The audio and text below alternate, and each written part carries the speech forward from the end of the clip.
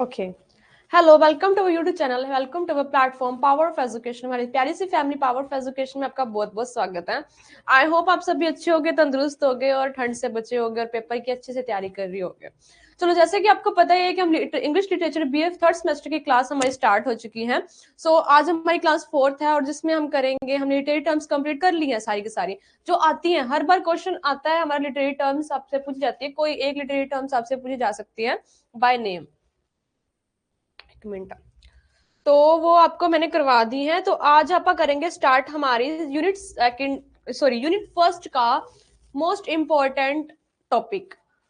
इसमें क्या होगा, हम अलग अलग टॉपिक के बारे में पढ़ेंगे। जैसे पहला टॉपिक है हमारा introduction to the age and the movements. कहने का मतलब जो हमारी मूवमेंट्स हुई थी, हिस्टोरिकल मूवमेंट्स पढ़ेंगे। ठीक है, हिस्टोरिकल जिसने लिटरेरी टर्म्स करनी है भाई, अच्छे से क्लासेस लग चुकी है, वो फर्स्ट सेकंड थर्ड क्लासेस में देख ले। ठीक है, उसमें आता है क्वेश्चन, हर बार आता है। चलो आज करेंगे हम introduction to the age and the movements. क्या कहने का मतलब, जो हिस्टोरिकल हमारी मूवमेंट्स हुई थी उनके बारे में हमें बताना है। ठीक है, इसमें सो पहला ही हमारा effects of industrial revolution. So industrial revolution, revolution का मतलब होता है किसी चीज की रिवोल्यूट करना, किसी चीज को बनाना। ठीक है, जो हमारी इंडस्ट्रियल, जो हमारी औद्योगिक, जैसे फैक्ट्रीज वगैरह होगी, है ना, जैसे मान लो कंपनीज खोलना, फैक्ट्रीज बनाना, ये सब कुछ ये होता है हमारे इंडस्ट्रियल चीजें होती है। और ये इंडस्ट्रियल जो रिवोल्यूशन हुई थी, जो ये चीजें बनी थी, ये क्रांति जिसको कहेंगे, रिवोल्यूशन मतलब जो क्रांति थी, एकदम से किसी चीज की लहर आ जाना या किसी चीज का ज्यादा बहाव होना, किसी चीज का ज्यादा होना अगेन एंड अगेन, वो होती है। ठीक है, रिवोल्यूशन। तो इफेक्ट ऑफ इंडस्ट्रियल रिवोल्यूशन बताया कि क्या इफेक्ट पड़े थे इंडस्ट्रियल रिवोल्यूशन मतलब औद्योगिक क्रांति के क्या इफेक्ट पड़े। देखो, औद्योगिक क्रांति नाम से समझ में आ गई होगी कि इसमें करना क्या है ना। तो ये जिसने एसएसटी अच्छे से पढ़ी होगी, एसएसटी जैसे मान लो एट्थ नाइन्थ टेंथ की एसएसटी, जिसने टेंथ की एसएसटी अच्छे से पढ़ी है ना, उसको अच्छे से ये चीज आती होगी। सो हम स्टार्ट करते हैं। चलो टॉपिक में स्टार्ट करेंगे। पहला ये है हमारा the industrial revolution which first and foremost set foot in England. मतलब कि औद्योगिक क्रांति जिसने पहले, सबसे पहले और सबसे महत्वपूर्ण इंग्लैंड में अपनी जड़ें जमाई थी। समय के साथ कृषि की भी प्रक्रिया चलती रही थी। मतलब देखो इंडस्ट्रियल, देखो इंडस्ट्री तभी चलेगी, जो हमारी ये कंपनी वगैरह तभी चलेगी ना जब किसी चीज की खेती होगी। अगर कोई चीज, अगर मान लो हमारी किसी चीज की खेती होगी ही नहीं तो तुम इंडस्ट्री कैसे तैयार करोगे। मान लो गन्ना ही नहीं होगा तो तुम चीनी कैसे लोगे, गुड़ कैसे बनाओगे। वो इसी तरीके से, इसलिए इसी इंडस्ट्रियल रिवोल्यूशन ने एक चीज जरूर अच्छी की थी कि जो हमारी कृषि थी वो बहुत अधिक मात्रा में बढ़ने लगी और बहुत अच्छे से होने के लिए। अच्छा, क्या खाद वगैरह बनी तो थोड़ा नुकसान तो हुआ, बात है। बट कहने का मतलब जो हमारी इंडस्ट्रियल थिंग्स थी, जो हमारी इंडस्ट्रियल थिंग्स थी वो जो थी वो बहुत ज्यादा बेटर हो गई। भाई मैं भूल गई थी लाइटिंग ऑन करना, सॉरी फॉर दैट। जो जो इंडस्ट्रियल थी उन्होंने क्या किया, कृषि पे बहुत ज्यादा ध्यान देना स्टार्ट कर दिया। ठीक है, नेक्स्ट है अपन करते हैं farm implements were manufacturers which revolutionised the method of agriculture namely tilling, sowing, irrigating and dripping. कहने का मतलब ये हुआ कि इंडस्ट्रियल जो तकनीकी आई थी, औद्योगिक क्रांति जो आई थी हमारी, उससे क्या हुआ, कृषि को अलग अलग तरीकों से करने का एक मेथड उन्होंने बनाया, नया मेथड। जैसे मान लो अब देखो, पहले कृषि अलग तरीके से होती थी, पहले सादे सुधे से तरीके से होती थी कृषि, जो पिछले 18वीं शताब्दी से पहले की बात करें, 18th सेंचुरी से पहले की बात करें तो। लेकिन अब क्या हो गया, अब देखो न्यू जनरेशन, न्यू तरीके आने लग गए हैं। अब खादें भी आ गई है नई नई, सिंचाई के अलग अलग तरीके आ गए, रीपिंग अलग अलग लग गया है, उनकी कटिंग अलग अलग होने तरीके से होने लगी है, मशीनों से कटिंग, पहले हाथों से होती थी। तो तेजी से देखो, इंडस्ट्री में क्या होता है, तेजी से काम करना होता है, तो हमें तेजी से ही हमें कटिंग करनी होगी उनकी फसलों की।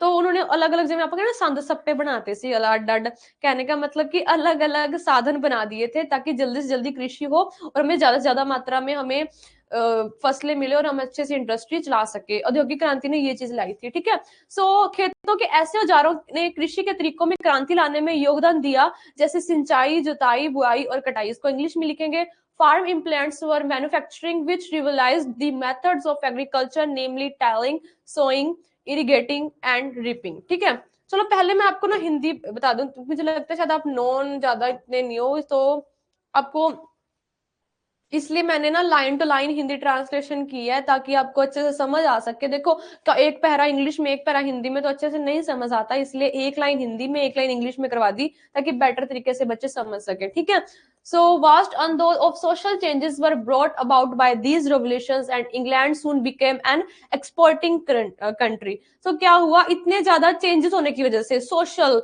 और सामाजिक परिवर्तन बड़े पैमाने पे, विशाल पैमाने पे जिसको कहेंगे आप, ऑल दो वास्ट, वास्ट कह सकते हो, वाइल्ड कह सकते हो, WILD लिख देना, कोई चक्कर नहीं, ठीक है। इन इतने बड़े पैमाने पे जब चेंजेस होने लग गए तो क्या हुआ, जो इंग्लैंड था ना वो एक निर्यातक देश बन गया, एक हमारा एक्सपोर्टिंग कंट्री बन गया। एक्सपोर्टिंग क्या होता है? एक्सपोर्टिंग होता है जैसे जिसके पास ज्यादा चीजें, एक्सपोर्ट का मतलब होता है देना, देने वाला बंदा, ठीक है। एक्सपोर्टिंग का मतलब होता है देना, तो जो क्या हो, एक देने वाला इंसान, जैसे कहने का मतलब जिसके पास देखो ज्यादा होगी, जिसके पास ज्यादा फसलें होंगी, जिसके पास ज्यादा इंडस्ट्रियल मटेरियलिस्टिक्स होंगी, वो क्या होगा, वो दूसरे देशों को आगे निर्यात करेगा, निर्यात का एक्सपोर्ट करेगा, मतलब बेचेगा। कहने का मतलब देश, वो जो हमारा इंग्लैंड था, मतलब हमारा ही है, चलो सबका ही है, हमारा तो वैसे इंडिया है। तो जो वो इंग्लैंड था, वो इंग्लैंड क्या था, वो एक्सपोर्टिंग कंट्री बन गया था, मतलब वो बेचने वाली कंट्री बन गया था। उसके पास सामान बहुत ज्यादा था, उसके पास कहने का मतलब उसके पास इंडस्ट्रियल मटेरियल बहुत थी, उसके पास इंग्लैंड देश जो था उसके पास फसलें काफी अच्छी तरीके से बनने लगी थी, काफी उसमें मतलब आप कह सकते हो हर एक चीज में आगे था, वो हर एक चीज में आगे था, ठीक है। इसलिए वो एक्सपोर्टिंग कंट्री थी। Gold began to flow into the country through private and public agencies, जो सेना, निजी और सार्वजनिक एजेंसियों के माध्यम से देश में प्रवाहित होना शुरू हो गया था। मतलब देखो अभी एक्सपोर्टिंग कैसे की थी उन्होंने चीजों की, उन्होंने क्या किया, गोल्ड बिगर्स जो क्या होते हैं, सोना इधर उधर बेचते हैं, उन्होंने उनकी वजह से, और जो हमारे वो थे एजेंसीज बनी हुई थी, पब्लिक एजेंसीज बनी होती हैं, ऑब्वियस ही बात है, तो वो सार्वजनिक जो एजेंसी थी उनके माध्यम से इन्होंने निर्यात करना, इन्होंने एक्सपोर्टिंग करनी सामान की शुरू कर दी थी, ठीक है। And there was a migration of, one may call it an exodus from villages to cities, मतलब और वह एक प्रवास था जहां कोई इसे कह सकता है कि गांव से शहरों की ओर प्लान होना शुरू हो गया था। देखो ऑब्वियस ही बात है, देखो गांव से शहरों की ओर प्लान तो होगा, मतलब सिटीजन होगा, सिटीजन जिसको पकड़ेंगे। सिविलाइजेशन में क्या होता है, हमारे सिविलाइजेशन जैसे हमारे समाज में जो चीजें चल रही हैं उसमें क्या होगा, सिटीजन होना स्टार्ट हो जाएगा। मतलब जो गांव में रहने वाले लोग थे ना, वो शहरों में रहना शुरू कर देंगे, क्योंकि क्या होगा, शहरों में अब इंडस्ट्री खुलेगी। शहरों में देखो बात ये है, देखो कभी भी कंपनी एक जगह पे नहीं चलती होती, उसकी जितनी ज्यादा ब्रांचेस होंगी वो उतनी ही वाइल्ड एरिया में होगी हमारी, और उतनी ही वो बड़ी कंपनी कहलाएगी। तो अलग अलग शहरों में देखो, कंपनी जो है वो गांव में तो खुलने से रही, इंडस्ट्री जो है गांव से तो खुलने से रही, वो शहरों में खुलेगी, फैक्ट्री होगी वो शहरों में खुलेगी, क्योंकि उसको सामान अच्छे से छोटा सामान उसको चाहिए होगा, छोटी छोटी थिंग्स चाहिए होंगे, वो शहरों से ही मिल पाएंगी। सो क्या होता है फिर उसमें, वो इंडस्ट्री जो होगी, फैक्ट्री जो होगी हमारी जिसको कहेंगे आप, वो शहरों में खुलनी स्टार्ट हो जाएगी। जो जो लोग होंगे तो वो शहरों में जाएंगे ताकि हमें अच्छे से काम मिल सके। तो अब देखो, अब खुद सोचो, गांव से शहरों की तरफ जब लोग जाएंगे तो महंगाई भी बढ़ेगी, है ना, खान पीन का सामान सब बढ़ेगा। तो इस वजह से ये एक नुकसानदायक भी अपन कह सकते हैं, गांव में गांव की वैल्यू कम होगी थी उस टाइम पे, ठीक है। Yet these human problems were put and governmental authorities had in eyes on the main chances, ठीक है। ये जो ह्यूमन प्रॉब्लम्स थी, ये काफी समस्या जो टकराई थी, और सरकारी अधिकारियों की नजर मुख्य मौके पर थी। उस टाइम पे गवर्नमेंट ने इस चीज के बारे में सोचा ही नहीं, क्योंकि तब गवर्नमेंट कौन थी, अंग्रेज थे। उन्होंने तो सिर्फ अपना फायदा सोचना था, उन्होंने ये चीजें नहीं सोची कि क्या सिविलाइजेशन पर इसका क्या प्रभाव पड़ेगा, इसका क्या इम्पैक्ट पड़ेगा, ठीक है। उन्होंने ये चीजें नहीं सोची, उन्होंने सिर्फ ये सोचा कि मौके पे हम कितना को कमा सके, बस ये चीजें उन्होंने सोची, ठीक है। There was an all-rounder development and prosperity, वह एक सर्वांगीण विकास और समृद्धि में हुई थी। उनका मतलब कहने का, उनकी आंख सिर्फ यही थी कि हमें समृद्धि मिले और सभी का विकास हो। देखो विकास तो उन्होंने किया था, विकास तो किया था, बट अब वो ऐसे नहीं कह सकते, क्योंकि इसमें क्या हुआ, काफी हमारी जो परंपराएं थी, संस्कृति थी, बहुत कुछ उजड़ गया था, ठीक है। Naturally the people of England developed a sense of complacency, but बात ये है ना, ये जो चीज है ना, ये जो चीज है ना, सिर्फ इंग्लैंड की बताई गई है, इसमें सिर्फ इंग्लैंड को ही मुख्य रखा गया है। हमारे इंडिया की तो इसमें भी बात ही नहीं की गई है। इंडिया की बात की जाती तो बेटर था, लेकिन देखो अब जैसे लिटरेचर में लिखा हुआ है, हम तो वैसे ही पढ़ाएंगे ना। तो इसमें बेसिकली इसमें इंग्लैंड की ही बात की गई है कि इंग्लैंड में क्या क्या इसके फायदे थे, क्या क्या इसके फायदे थे। तो तुम क्वेश्चन में सिर्फ यही लिख के आओगे, अगर ऐसे टर्म्स आई आपकी, ऐसे मतलब क्वेश्चन आया, तो तुम इंग्लैंड के बारे में लिख के आओगे कि इंग्लैंड में क्या होगा, लोगों को रोजगार मिला था, लोग, बट ये था कि लोग जो थे वो गांव से लेके अपने शहरों में चले गए थे, ठीक है। सिविलाइजेशन में थे, उसमें दिक्कत ये थी कि लोग अब सिटीजन में जाने लग गए थे, सिटीजन्स बन गए थे, वो शहरों में रहने लग गए थे, ठीक है। जिस वजह से अब लेकिन जो सरकार थी उन्होंने सिर्फ मौके का फायदा देखा कि हमें किस तरीके से, उन्होंने समस्याएं नहीं देखी, उन्होंने डेवलपमेंट की ओर देखा कि हम किस तरीके से अपने इंग्लैंड को, अपने देश को डेवलप कर सके, ठीक है। नेचुरली नेचुरली स्वाभाविक रूप से द पीपल ऑफ इंग्लैंड, जो इंग्लैंड के जो लोग थे डेवलप्ड हुए, ऑब्वियस सी बात है डेवलप्ड तो वो होंगे ही, है ना। A sense of complacency which meant only satisfaction to the them to nothing to more, okay nothing more है, ओके। आत्म संतुष्टि की भावना विकसित की जिसका आशय उनकी संतुष्टि था, कहने का मतलब पैसा ही पैसा हो गया कहने का मतलब पैसा ही पैसा हो गया था, ठीक है। दिल गार्डन गार्डन इंग्लैंड वालों का तो हो गया था क्योंकि उनको पैसे मिलते थे, उनको क्या, उनको पैसे मिलते थे, वो जाते थे तो उनको अच्छी कमाई मिलती थी, तो अपने आप ही दिल गार्डन गार्डन होगा। The country as a world did not have to depend upon any other country, मतलब वो ऐसा एक देश बन गया था जिसको किसी और कंट्री के ऊपर अपना मतलब डिपेंड होने की कोई जरूरत ही नहीं थी, वो उसके ऊपर सगों जो दूसरी जो कंट्रीज थी, दूसरे देश थे, वो डिपेंड होते थे इंग्लैंड पे। इंग्लैंड किसी पे भी डिपेंड नहीं था, वो इंडिपेंडेंट कंट्री बन गया था for its supply of food, किसकी वजह से, कहने का मतलब उत्पादों की, खाद्यों की, इन सब की सप्लाई की वजह से, इन सब की सप्लाई, इन सभी को जैसे निर्यातिंग करने की वजह से, supply of food and industrial products, ठीक है। Naturally a sense of assertory was developed, मतलब स्वाभाविक रूप से संकीर्णता की भावना विकसित हुई, कहने का मतलब घमंड की भावना विकसित हो गई, ये कह सकते हो आप, ठीक है। Their industry and complacency was born of imperial pride undoubtedly, उनके वही मतलब कि बिना किसी शक के उनके ऊपर शाही, वो नवाबजादी वाला कह सकते हो आप, नवाबजादे वाला एक बिहेवियर आ गया, एक सोच आ गई कि हम ही नवाबजादे हैं, ठीक है। नेक्स्ट आते हैं विक्टोरियन एज। भाई विक्टोरियन एज, इससे पहले लिटरेरी टर्म्स आई है आपकी, विक्टोरियन टर्म्स आई है आपकी, वो अच्छे से पढ़ लेना, ठीक है। अब विक्टोरियन युग में क्या हुआ था, विक्टोरियन एज, अब ये नेक्स्ट पॉइंट है, ठीक है। वो तो था अपना industrial effect of industrial revolution, अब ये नेक्स्ट है अपना विक्टोरियन एज। ये अलग अलग मूवमेंट्स पढ़ रहे हैं, यूनिट 1 में क्या है, हमारे यूनिट 1 में अलग अलग मूवमेंट्स पढ़ेंगे आप, ठीक है। तो अपनी एक मूवमेंट खत्म हुई, आज आप सेकंड नंबर मूवमेंट में, चलो बता देती हूँ, ये सेकंड नंबर मूवमेंट है, विक्टोरियन एज है। The Victorian age is the indispensable considering its prolific literary production of great and small value. Victorian युग में क्या था, है इसके ये क्या है, विप्लुप्त आएगा साहित्यिक उत्पादन को देखते हुए महान और छोटे मूल्य के लिए, कहने का मतलब ये जो विक्टोरियन एज थी ना, ये भी काफी जानी मानी अपने में एक फेमस विक्टोरियन एज थी, ठीक है। इंडस्ट्रियल कंडिस्ट्रिंग इस प्रोफिलिक लिटरेरी, मतलब कि इसमें क्या हुआ था, इसमें हमारे छोटे से छोटे चीजें डेवलप्ड हुई थी, कहने का मतलब पार्टिंग में ये चीजें डेवलप्ड हुई थी, लेकिन इन्होंने काफी डेवलपमेंट की थी, वो कैसे अभी बताऊंगी, अभी कंफ्यूज ना होना, आगे अच्छे से समझ आ जाएगा आपको। This age has this has witnessed the flowering of genius in the realism of poetry. इस युग में क्या था, कविता की उत्पत्ति का फूल देखा गया था। कविता को मैंने कहा था ना कि डेवलपमेंट होगी, लेकिन छोटे छोटे पार्ट्स में होगी, कहने का मतलब पोएम्स के थ्रू, कविताओं के थ्रू, कविताओं में भी अलग अलग टर्म्स यूज करके, उनके पार्टिंग करके कह सकते हो, या उसमें अलग अलग तरीकों से पोएम्स को भी अलग रूप देके अपना एक युग बनाया था उन्होंने। ये कहने का मतलब जहां पे भी विक्टोरियन नाम आ जाए वहां पे पोएम्स जरूर लिखोगे, क्योंकि ये क्या था, कविताओं का एक युग था, ठीक है। इस युग में कविताओं की उत्पत्ति हुई थी। This age has witnessed the flowering of genius the realism of poetry, इन्होंने इसको फूल बता दिया कि मतलब ये एक फूल की तरह एक युग था, कविताओं का एक फूल उगा था, आप ये कह सकते हो।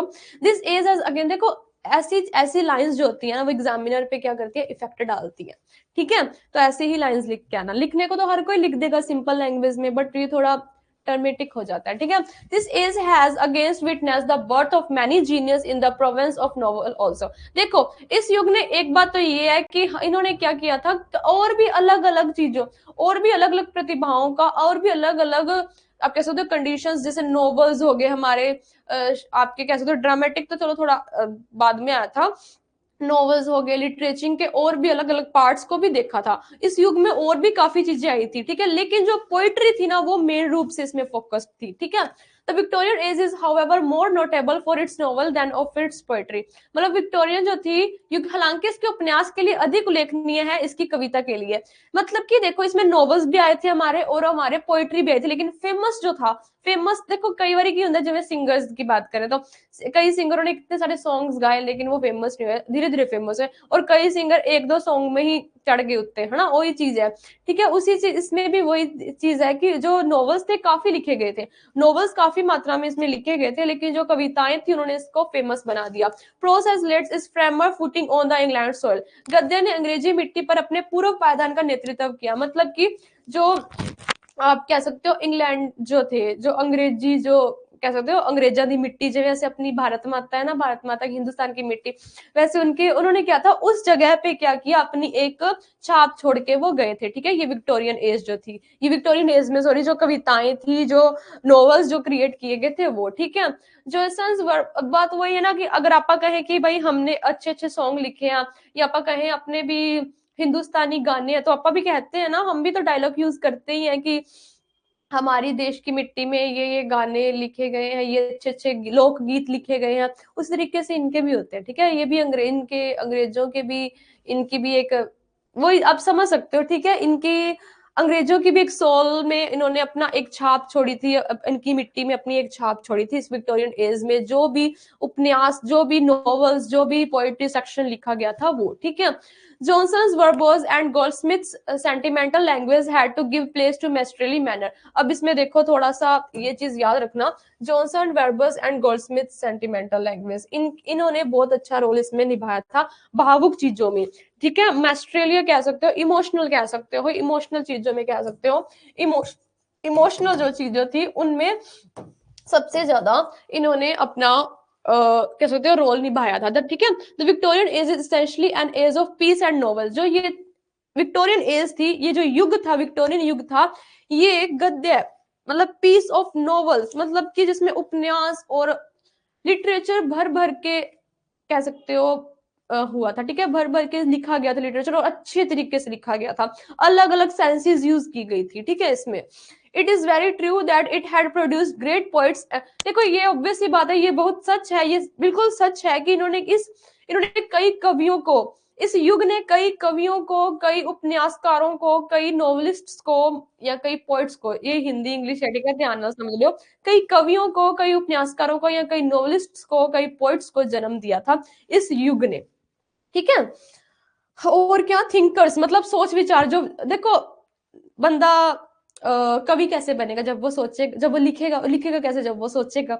तो थिंकर्स ने, अलग अलग थॉट्स वाले थिंकर्स को जन्म दिया था। ठीक है, और किसको, Browning Arnold and Thomson to voice the tendencies of the age. ठीक है, ओके, मतलब अलग अलग जो थे हमारे कवि इसमें उभर कर आए थे। नेक्स्ट है इन देयर पॉलिटिकल वर्क्स। अब आती है राजनीतिक कार्य। राजनीतिक कार्य में क्या हुआ था, देखो, और अपन पढ़ लिया, इमोशनल चीजें पढ़ ली, अब राजनीतिक कार्य में क्या हुआ था। One can find a graphic picture of description of the changes that have visibly or probably come about in the field of religion. देखो क्या बात हुई थी, उन्होंने राजनीतिक कार्य एक ग्राफिक चित्र के रूप में उनके परिवर्तनों का वर्णन कर पा सके, जो स्पष्ट रूप से यहाँ तक कि विशिष्ट रूप से धर्म है। मतलब कि देखो राजनीति आई थी, अब अंग्रेज लोग आए थे, तो इंग्लैंड अंग्रेज की भी नहीं, अपन विक्टोरियन पूरे युग की बात करेंगे, तो राजनीति भी तो शुरू हुई थी ना। आज यहाँ तक राजनीति पहुंची है, यहाँ तक पॉलिटिक्स पहुंचे, तो शुरुआत भी तो हुई होगी उसकी। सो उस चीज में देखो, राजनीति तो राजा महाराजाओं के टाइम से चलती आ रही है। सो उस राजनीति के थ्रू, उस राजनीति के युग में विक्टोरियन एज के जो कवि थे, उनकी जो कविताएं थी, जो पोइट्स, उनकी जो पोइम थी, नॉवेल्स जो थे, नॉवेल्स खास करके ठीक है, इन्होंने क्या किया, उस युग में जो परिवर्तन हुए थे, उस राजनीति में, उस पॉलिटिक्स में जो चेंजेस हुए थे, उसको अच्छे रूप से, उसको बेनिफिशियली कह सकते हो, या बिल्कुल ब्रॉड एरिया में हमें दिखाने की, लोगों को दिखाने की, जनता को दिखाने की कोशिश की थी। इस वजह से भी फेमस हुए थे। देखो कोई भी चीज फेमस तब होती है कि जब आप प्रेजेंट टाइम में रहकर उस चीज की जरूरत को पूरा, बंदे की जरूरत को पूरा कर सके। ठीक है, जैसे मान लो अपने को, मान लो जैसे मोटिवेशन की जरूरत है, तो अगर अब जैसे हमारे देश को सपोज करो, हमारे देश को मोटिवेशन की जरूरत है, जितने भी मोटिवेशन के सॉन्ग्स आएंगे, पोएम्स आएंगे, तो वो उतने ही फेमस होंगे बंदे। ठीक है, वो अगर तुम सैड सॉन्ग गाते रहोगे तो वो उतने फेमस नहीं हो पाएंगे। जिस चीज की जिस टाइम पे जरूरत होगी, अगर उसी टाइम पे वो चीज वो वार कर दे ना थोड़ा, तब मारो जब लोहा गर्म हो, वो चीज। ठीक है, तो क्या होगा, वो चीज फेमस होगी। तो उस टाइम पे राजनीति का भी युग था, उस टाइम पे पॉलिटिक्स भी बहुत बढ़ रही थी, तो उस टाइम पे उन्होंने क्या किया, स्पष्ट रूप से अच्छे वाइड एरिया में, ब्रॉड एरिया में उसको दिखाने की कोशिश की, तो वो फेमस भी हुए। विक्टोरियन युग इस करके भी बिल्कुल खास तरीके से हमें दिखाया गया। आर्ट्स एंड सोशल मैनर्स, जो आर्ट्स थी, जो कला थी, वो दिखाई, सामाजिक शिष्टाचार, manners and not excluding politics के क्षेत्र में आए, राजनीति को छोड़कर, ठीक है। Browning is not at all obsessed, but बात ये थी, जो ये एक ना इसकी खास बात थी, मैं आपको बता दूं, जो ये विक्टोरियन युग था ना, इन्होंने क्या किया, एक राजनीति को जब दिखाया था, राजनीति को मतलब राजनीति को बिल्कुल अच्छे, ऐसे नहीं भी बिल्कुल आप कह सकते हैं कि उन्होंने ऐसे उग्रवादी चीजें दिखाई थी, ऐसा कुछ नहीं। उन्होंने क्या किया था, शांतिपूर्ण, जिसको कहना पीसफुली जो चीजें होती हैं, पीसफुली चीजें दिखाई थी। देखो अब राजनीति होगी, मैं बताती हूँ आपको, राजनीति में जैसे पॉलिटिक्स में क्या होगा, लड़ाइयां झगड़े ये सब, लेकिन विक्टोरियन एज में जो कविताएं लिखी गई थी, उस युग में जो कविताएं लिखी गई थी, उन्होंने क्या किया था, लोगों को शांतिपूर्वक सारी चीजें करने को कहा था, शांतिपूर्वक अपने को बिल्कुल सब चीज समझाना समझाई थी, ठीक है। दिखाया सब था, स्पष्ट रूप से सब कुछ दिखाया था, लेकिन शांतिपूर्वक दिखाया था, ये इस चीज का प्लस पॉइंट था, ठीक है। आगे है, browning is not and obsessed with the religious doubt. देखो इन्होंने धर्म को बहुत आगे लेके गए थे, ये चीज याद रखना, धार्मिक जो नॉवेल्स थे बहुत लिखे गए थे, ठीक है। इसमें ब्राउनिंग बिल्कुल भी धार्मिक संदेह या संशयवाद से ग्रस्त नहीं है, मतलब कि कहने का मतलब बिल्कुल इसमें संदेह नहीं किया गया है, धार्मिक चीजें बहुत लिखी गई हैं। आगे लाइन आई थी पहले भी इसमें, तो मैं उसमें एक्सप्लेन नहीं कर पाई, लेकिन इसमें धर्म भी आप लिखते रहे, ठीक है। ही asserts फेथ इन गॉड, इन्होंने क्या किया, जो भगवान के अस्तित्व, इन दी एक्सेंसेस एंड हिज डिवाइन डिस्पेंशंस आल्सो, मतलब यूनिवर्स, जो दैवीय व्यवस्थाएं हैं, जैसे जो कथाएं जो होती है ना हमारी, जो हमारे महाभारत रामायण, इन तरीके की और भी भगवान की जो कथाएं थी, भगवान के जो नॉवेल्स, पीसफुली चीजें जो थी, कहने का मतलब यूनिवर्सल डिवाइन ब्लेसिंग्स जो थी, वो इसमें ज्यादा दिखाई थी, ठीक है। His optimism has gained for him an immortal name and a critical hour. उनके आशावाद ने उनके लिए एक महत्वपूर्ण नाम के रूप में एक अमर नाम प्राप्त किया। His optimism has gained for him, मतलब कि जो भी जितने भी कवि थे, जितने भी पोइट्स, जितने भी नॉवलिस्ट थे, उन्होंने क्या किया था, इस युग ने क्या किया था, उनके नाम को अमर कर दिया था, उनके नाम को अमर कर दिया था। उन्होंने जो भी पोएम्स लिखी, जो भी नॉवेल्स लिखे, वो बहुत आगे तक गए, कहने का मतलब वो कभी भी हमारी जो हम आगे अभी पढ़ रहे हैं, कभी भी वो खत्म नहीं होंगे, वो अमर रहेंगे, उनके नाम भी, उनके पोइम्स भी, उनकी नॉवेल्स भी, ठीक है। Matthew Arnold is so much obsessed with the facts stated in Drummond's book that he falls into a permanent state of sadness and premise. अब देखो ये ना, इन्होंने एक एग्जांपल दिया, देखो तुम यहाँ तक पहुंच गए, अब तुम एक एग्जांपल लिख देना ताकि तुम्हारे नंबर एक दो तब आराम से पक्के हो जाएं। सॉरी, मैथ्यू अर्नल्ड जो थे, उन्होंने काफी सारे तथ्य दिए थे, काफी सारे ऑब्जर्व्ड फैक्ट्स दिए थे, जिसमें क्या था, उन्होंने अपनी एक बुक लिखी जिसमें क्या था, काफी इमोशनल चीजें थी, ठीक है। तुम इसमें पढ़ना अगर टाइम मिले पेपरों के बाद, तो इमोशनल चीजें लिखी, अपने खुद के फैक्ट्स लिखे, इमोशनली भी और स्पिरिचुअली भी, ठीक है। इस poetry not only represents the religious, उन्होंने सिर्फ धर्म ही नहीं लिखा, बल्कि उसके साथ साथ specials of age of, but also strikes a note of pessimisms and darkness. उन्होंने क्या किया, देखो जहां धर्म होगा, जहां गोल्डनेस होगी, वहां पे थोड़ी सी डार्कनेस भी होगी, है ना। तो उन्होंने क्या किया, इमोशनली स्पिरिचुअली चीजें बहुत ज्यादा की थी, आप लिख सकते हो ये लाइन इसमें, ठीक है।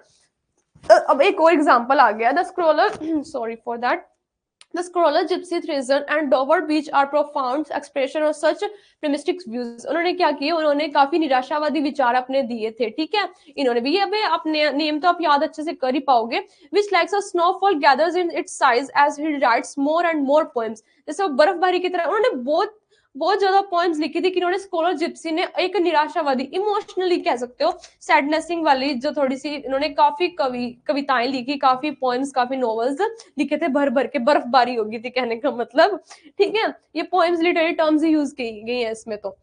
हाँ जी, आगे है, poems in short are saturated with such religious discussions in a valid manner. उन्होंने बहुत अच्छे तरीके से धार्मिक चर्चाएं की थी, religious discussion मतलब चर्चाएं करना, religious धार्मिक चर्चाएं, धर्म के ऊपर अपनी कविताओं के थ्रू उन्होंने चर्चाएं की थी, ठीक है, विचार किए थे। He has not been find a solution to this problem. उन्होंने देखो कई समस्याओं का समाधान वो नहीं खोज पाए, कई समस्या, देखो ये थोड़ा सा इन्होंने बता दो, ये इसमें लिखना है आपको भी, देखो ताकि एग्जामिनर को लगे कि आपको काफी कुछ पता है। तो इन्होंने क्या क्या, कई चीजों के इनको सोल्यूशन नहीं मिल पाए।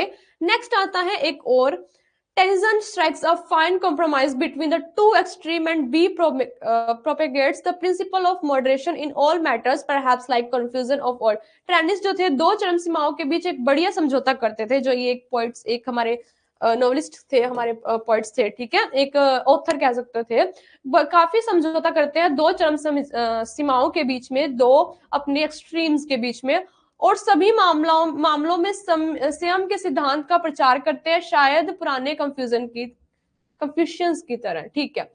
कहने का मतलब कि ये ना मतलब कि बहुत अच्छे तरीके से, बहुत सरल तरीके से, पीसफुली दो तर्कों के बीच में कह सकते हो, या दो विचारों के बीच में कह सकते हो, दो कन्वर्सेशंस के बीच में कह सकते हो, अच्छे से अपना संयम जिसको कहेंगे अपन, बिल्कुल शांतिपूर्वक पीसफुली जो थे अपनी पॉइंट्स के थ्रू उस चीजों के तर्क दिखाते थे, उन चीजों के फैक्ट्स दिखाते थे। कौन थे ये? टाइजम्स थे, जो टाइसन थे हमारे, ठीक है। टेनिसन, सॉरी टाइजम नहीं है, टेनिसन, आई एम सॉरी, और मुझे अच्छा लगा, टेनिसन, ठीक है। जो टेनिसन थे वो दो चीजों के बीच में बहुत अच्छे से अपना अपने फैक्ट्स बताते थे, ठीक है। चलो आगे अब करेंगे अपन द ऑक्सफोर्ड मूवमेंट्स, कल करेंगे, आज के लिए इतना काफी है। तो कल करेंगे अपन अलग मूवमेंट्स, देखेंगे, दो करने की कोशिश करेंगे। So thank you so much for class, कल मिलेंगे आप एट 6 PM।